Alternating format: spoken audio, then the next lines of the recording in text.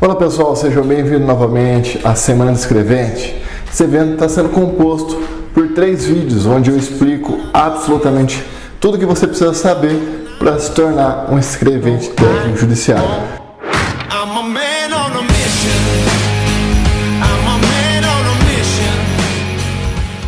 Meu nome é André Knapp, sou oficial de justiça aqui do Tribunal de Justiça de São Paulo e dedico muitas horas da minha semana para passar conteúdo de qualidade no meu canal no YouTube, principalmente para concurseiros aqui do estado de São Paulo. No vídeo passado eu falei sobre o cargo de escrevente, remuneração, benefícios, horário de trabalho, férias, licença-prêmio, etc.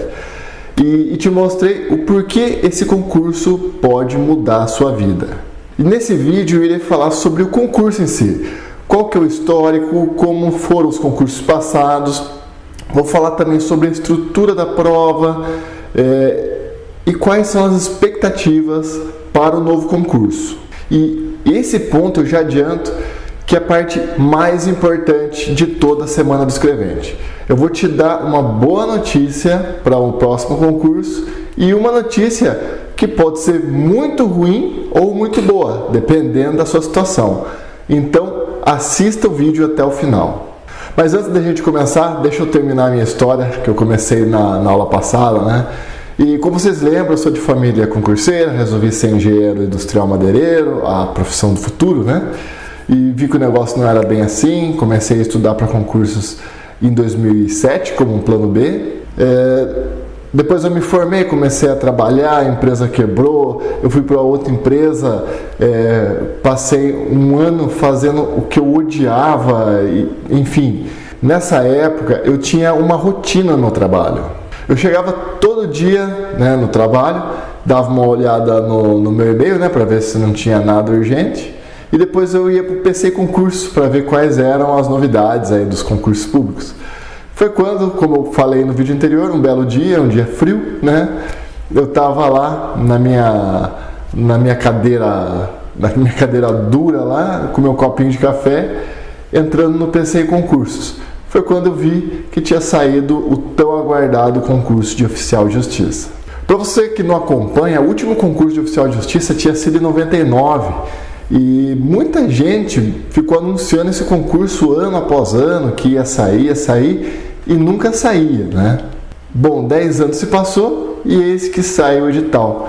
Então lá estava eu, né, frente a frente com o edital de oficial de justiça, e eu na verdade nem acreditava, né? Era a minha chance, estava ali, é o famoso cavalo selado passando bem na minha frente. Naquele dia eu não consegui pensar em nada, né? Era um misto de nervosismo com alegria, sei lá. Foi quando eu dei o famoso migué, né? Me escondi no estoque de tintas lá da empresa e fiquei a tarde inteira pensando na vida. E depois de algumas horas aí eu percebi que eu tinha apenas 3 meses para a prova. E se eu fosse tentar conciliar trabalho com o estudo, a minha chance seria 0. Mas se eu largasse tudo, né, e focasse 100% no concurso, minha chance seria quase 0. Aí esse quase ganhou. Então, decisão tomada, pedi minhas contas e comecei meus estudos. Então eu peguei meu acerto e fui para Marília. Fui morar com a minha namorada na época, hoje minha esposa. A gente foi morar numa kitnet, na verdade era um cômodo só, né? E eu ficava lá o dia inteiro estudando e ela ficava o dia inteiro na faculdade. Então eu ficava o dia todo estudando e tranquilamente, sem ninguém me interromper naquela época.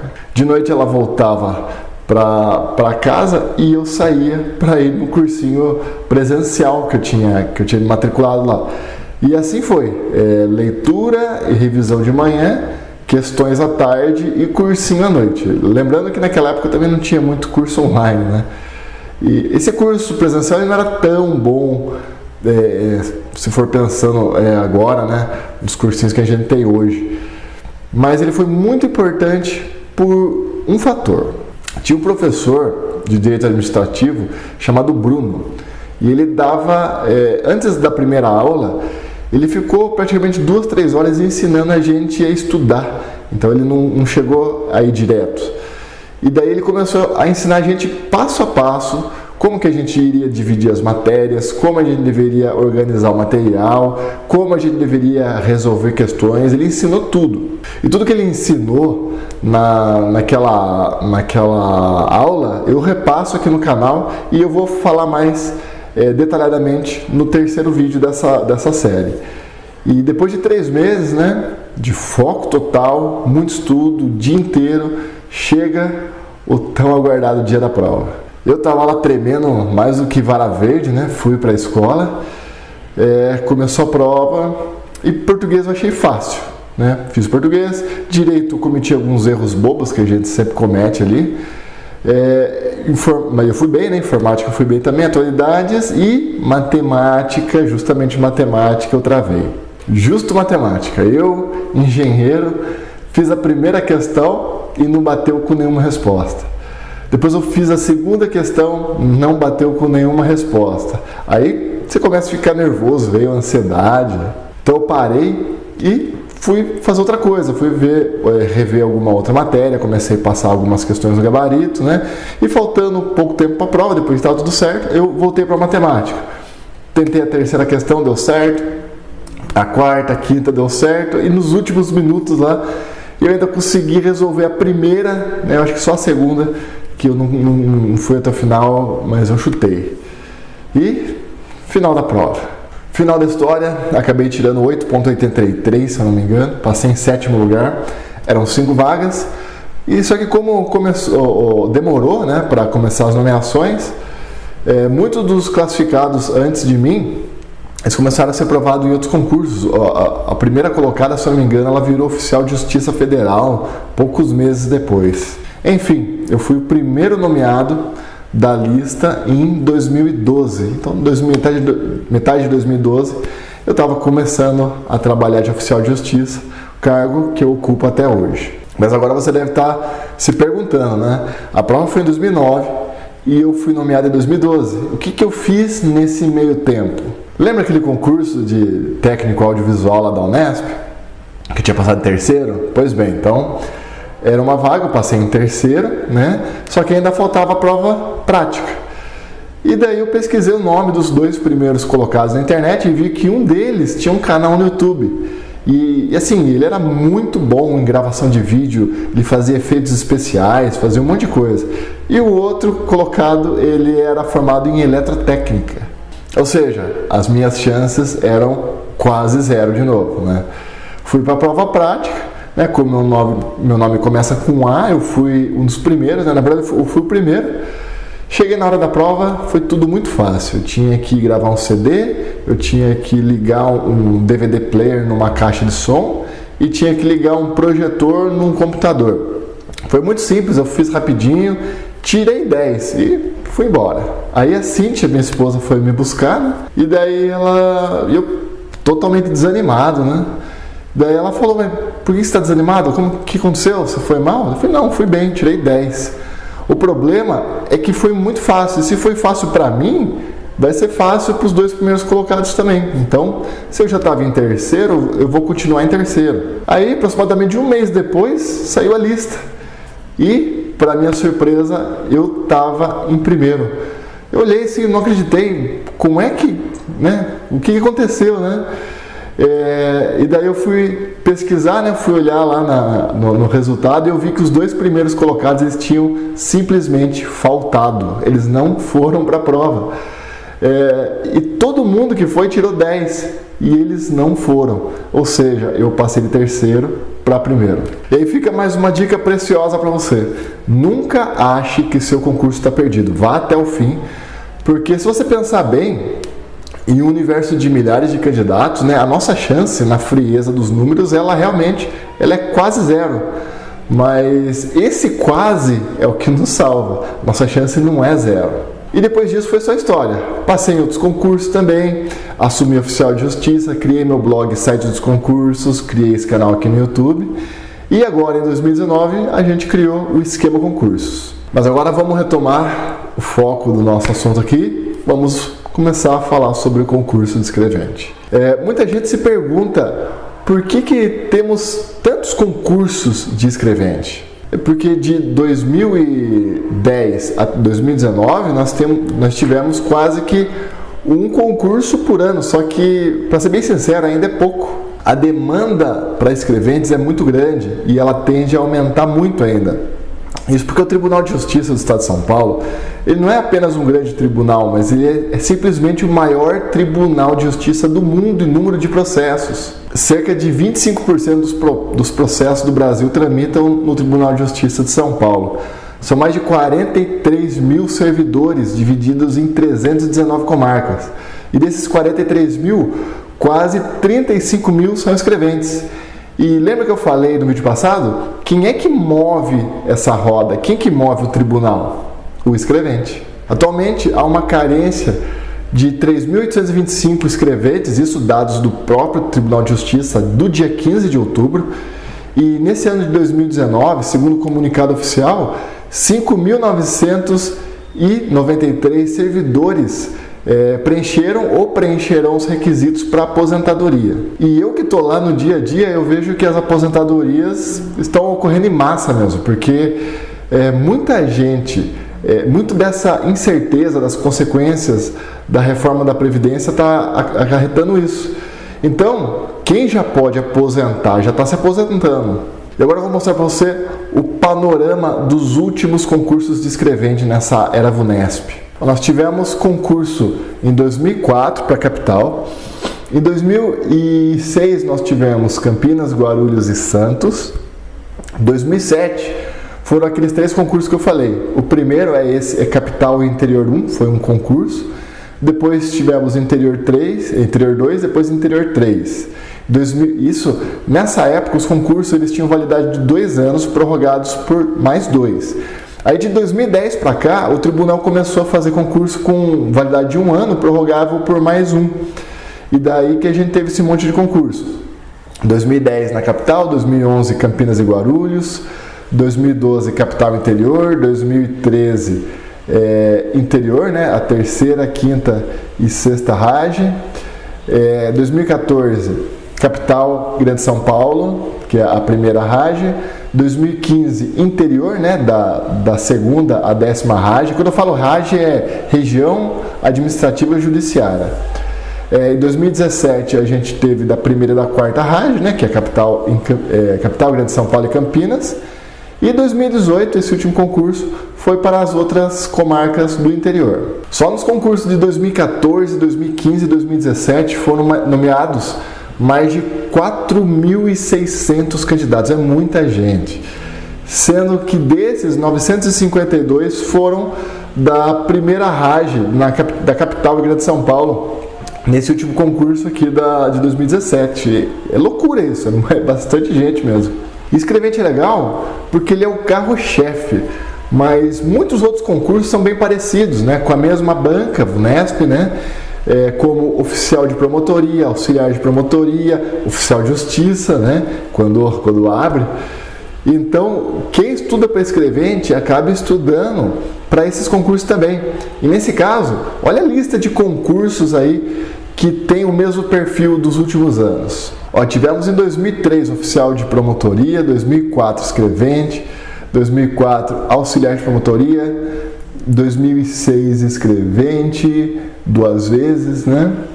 2006 oficial de promotoria também, 2007 escrevente, 2009 auxiliar de promotoria, 2009 oficial de justiça, 2009 tivemos escrevente, 2011 escrevente, 2011 oficial de promotoria, também 2011 auxiliar de promotoria, 2011 e 2010 foram anos de ouro aí, né? 2012 tivemos escrevente, 2013 escrevente, 14 escrevente e auxiliar de promotoria, 2015 escrevente, 2016 oficial de promotoria, 2017 escrevente e 2018 escrevente. Em 2019 agora tivemos auxiliar de promotoria, 2020 teremos muito provavelmente oficial de promotoria escrevente, 2021 provavelmente teremos escrevente interior, ou seja, quem já tiver nesse estudo aí para esses concursos vai estar recheado de concursos para prestar. E a prova, como que ela é composta, né? O concurso, na verdade, ele é composto por 2 fases, sendo a primeira a mais importante, que é a prova objetiva, Olha como que ela é composta. A prova é composta por 100 questões, né, divididos em 3 blocos, sendo que o bloco 1 é português, temos 24 questões de português. O bloco 2 é direito, onde são 40 questões de direito. E o bloco 3 de conhecimentos gerais, né, onde são 36 questões, divididos em atualidades, né, atualidade junto com o direito das pessoas com deficiência, são 6 questões, depois 6 de matemática, 14 de informática e 10 de raciocínio lógico. E a segunda fase é a prova prática de digitação. Ela não é classificatória, então ela não muda as posições, ela é só eliminatória. E ela é muito tranquila, porque mesmo se você digitar com 2 dedos e ficar caçando milho, aí você consegue fazer essa prova. Essa prova é composta, né, por 2 etapas, né? Primeiro são de 5 a 8 minutos, né, para você fazer a formatação do texto, né, que é 5 minutos para candidatos da lista geral e candidatos da lista de negros e 8 minutos para a lista de candidatos de pessoas com deficiência. E depois temos de 11 a 17 minutos para digitar um texto de 1.800 caracteres. E assim, para ser eliminado nessa prova, você tem que errar muito mesmo. Você tem que praticamente não fazer metade do texto para você ser eliminado. Por isso que ela é uma prova muito tranquila. Pouquíssimas pessoas são eliminadas nessa prova. E é só se te der um apagão mesmo na hora da prova para você não fazer. É muito tranquila. Tá bom, beleza. Mas e quanto que eu tenho que acertar para passar? Quais são as famosas notas de corte, né? Vamos pegar aqui um exemplo da primeira região, a primeira RAJ, né? Esse gráfico mostra a evolução da nota da comarca da capital, né? No concurso de 2012, a nota de corte, ou seja, a nota de nomeação, né? O último nomeado tirou 7,95. No concurso já de 2014, a nota de corte aumentou. Ela foi de 8,2 aproximadamente. E depois, para 2017, a nota de corte para o último candidato habilitado foi de 8,3. E a gente vê aqui que essa nota cresce proporcionalmente com o número de candidatos. Você vê que essas duas linhas elas têm praticamente a mesma inclinação, né? Primeiro concurso nós tivemos mais de 103 mil candidatos, né? Em 2012, 2014 foi para 108 e 2017 a gente passou dos 130 mil candidatos. Mas assim, dá para ver que é difícil, mas não é impossível. A gente está falando de uma nota de corte de 8,3. Lembra que eu tinha falado para você em 2007? Eu tinha tirado esses 8,3 também. Isso é para comarca da capital, é só para você ter uma ideia, né? A menor nota de nomeação do concurso de 2015, né, que foi do interior, foi de 7,8 nas comarcas de Tuverava, Jabuticabal e Barretos. Enquanto que em 2014, quem tirasse acima de 7,4 estava dentro na comarca de Itapecerica da Serra. Ou seja, a nota de corte depende muito da comarca. E agora, talvez venha a parte mais importante dessa semana de escrevente. Eu vou falar sobre o próximo concurso e como ele pode impactar nos outros, né? Eu, inclusive, fiz um vídeo inteiro falando sobre isso aqui no meu canal. Eu vou deixar aqui embaixo o link para esse vídeo, mas eu vou tentar resumir aqui. O concurso da primeira e quarta RAJ de 2017 estava para vencer agora em dezembro. E como é de costume do tribunal, eles costumam chamar muita gente no início do prazo do concurso, ou seja, logo depois que homologa, né, o edital, e no finalzinho. Bom, a lista toda já tinha chegado até a metade aproximadamente, e agora no final do prazo que geralmente iria correr a maior parte das nomeações, né? Só que o Tribunal de Justiça, de acordo com o próprio presidente, ele foi pego de surpresa com a decisão da Secretaria do Tesouro Nacional que mudou o modo de calcular a arrecadação corrente líquida dos estados. E dessa maneira mudou o cálculo de limite de gastos com o pessoal. E o Tribunal de Justiça, por conta desse novo cálculo, ele passou de 4,7% aproximadamente de gasto com o pessoal para 5,7% nesse quadrimestre. E o limite é 6%. Então ele entrou no que eles chamam de limite prudencial. E nessa faixa, nesse limite, o órgão ele não pode nomear, ele não pode dar provimento a cargos. E como esse levantamento é feito por quadrimestres, né, mesmo que o tribunal se adeque até o próximo quadrimestre, já não vai ter muito tempo hábil para a nomeação dos novos escreventes. Então o TJ precisa urgentemente nomear escreventes, né, de acordo com a própria nota no site do Tribunal de Justiça, onde ele menciona que, além dos 3.825 cargos vagos, ainda está correndo aposentadoria e exonerações. Então o tribunal está precisando urgentemente de novos escreventes. Diante disso, o tribunal tinha duas opções. A primeira delas era abrir o edital do novo concurso agora, mas conforme o próprio tribunal, né, conforme a própria nota, esse seria o caminho mais demorado, né, a opção mais demorada, porque o tempo entre abrir o edital e homologar o concurso, ou seja, finalizar todas as fases do concurso, demora aproximadamente 9 meses. E 9 meses sem uma lista de aprovados para nomeação significa caos no Tribunal de Justiça. E a outra opção era prorrogar esse concurso novamente. Ele já foi prorrogado anteriormente, né? Seria prorrogar mais uma vez. E esse prazo justificando que esse é um caso excepcional. E foi isso que o Tribunal de Justiça fez. Ele prorrogou o concurso, então ele ganhou mais tempo. Mas e agora? Qual que é a perspectiva para o novo concurso? Se não ocorresse todo esse fato, ele provavelmente sairia agora, entre outubro e dezembro desse ano. Mas com isso, ele vai ficar para 2020. Então, para quem está no início, para quem está descobrindo esse concurso agora, essa é a melhor notícia do mundo. Sabe quando abre aquele edital e você fica pensando, putz, como seria bom se eu soubesse desse concurso um ano atrás, né? E para poder estudar por um ano. Então, é esse o caso agora. Quem está começando agora, ou conheceu esse concurso agora, ganhou essa segunda chance. Mas não fique muito tranquilo. Não pense que esse concurso só vai abrir em dezembro de 2020. Como eu já falei, tudo isso ocorreu porque o Tribunal de Justiça ele não se preveniu para isso. E ele não abriu o edital antes do término do concurso vigente. Por exemplo, em 2014, o Tribunal de Justiça abriu o concurso no mês de setembro. Mesmo que o prazo para vencimento do concurso que era vigente na época, ele só terminasse em junho de 2015. Ou seja, um concurso ia terminar em junho de 2015, mas setembro de 2014 ele já lançou um edital. Ou seja, 9 meses antes de terminar um concurso, ele já abriu outro. Porque quando esse concurso terminou, ele homologou, é exatamente na mesma data que o concurso anterior ele terminava. Então o Tribunal de Justiça não ficou ficou pouquíssimo tempo sem uma lista de habilitados para nomear. O nome disso aí é planejamento. Foi o que faltou dessa vez. E foi essa falta de planejamento que acarretou nessa prorrogação. Então não se assuste se o edital abrir já nessa primeira metade de 2020. Mas agora vamos para a má notícia, tá? Como a gente já viu, praticamente tínhamos um concurso por ano de escrevente, tá?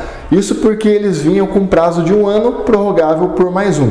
Então, um ano nós tínhamos concurso para capital, no outro tínhamos para o interior, depois no outro ano já tinha para capital, depois para o interior, e o pessoal estava acostumado com isso. O pessoal ficava tranquilo, porque se não passasse esse ano, no ano que vem teria outro. Mas diante dessa prorrogação, o tribunal pode, a partir de agora, para justamente se prevenir de não precisar fazer isso novamente, colocar um prazo desse concurso de 2 anos, igual era antes de 2010. Ou seja, o concurso que estava sendo prorrogado de um ano, prorrogável por mais um, ele pode ser de 2 anos, prorrogável por mais 2, que na verdade é como acontece na maioria dos concursos. Então, dessa forma, os concursos eles se tornariam maiores, né, com mais habilitados. Essa é a parte boa. Mas a frequência seria menor. Então, se você quer ser escrevente na capital e Campinas e não se preparar para esse concurso de 2020, pode ser que a próxima chance só venha em 2024 ou 2025. Por isso que eu estou enfatizando tanto aqui, que se você está aqui, se sinta privilegiado, porque o próximo concurso de escrevente ele pode ser o mais importante da história. Pouca gente está se atentando a isso, mas não tem problema, porque é exatamente para quem acompanhou o vídeo até aqui que essas oportunidades são feitas. E agora que você já tem total noção do panorama do concurso de escrevente, agora falta o passo a passo completo de como você tem que se preparar para ele. E é isso que a gente vai falar no próximo vídeo, no terceiro vídeo da Semana do Escrevente, que vai sair no dia 23, sexta-feira, às 20 horas, 8 horas da noite. E esse vídeo é uma aula completa, é o que eu chamo de aulão, né, com mais de 1 hora de duração aí, e eu vou mostrar exatamente tudo que você precisa saber. Como montar um cronograma de estudos, eu vou mostrar qual é o perfil da banca VUNESP, como estudar cada matéria, o que mais foi cobrado nos concursos anteriores, ou seja, como estudar, como se preparar passo a passo. Então marque aí na sua agenda, não perca por nada essa aula, pois ela vai mudar a sua visão dos concursos públicos. Deixa seu comentário aqui embaixo, dá um like nesse vídeo aí e nos vemos lá. I'm a man on a mission.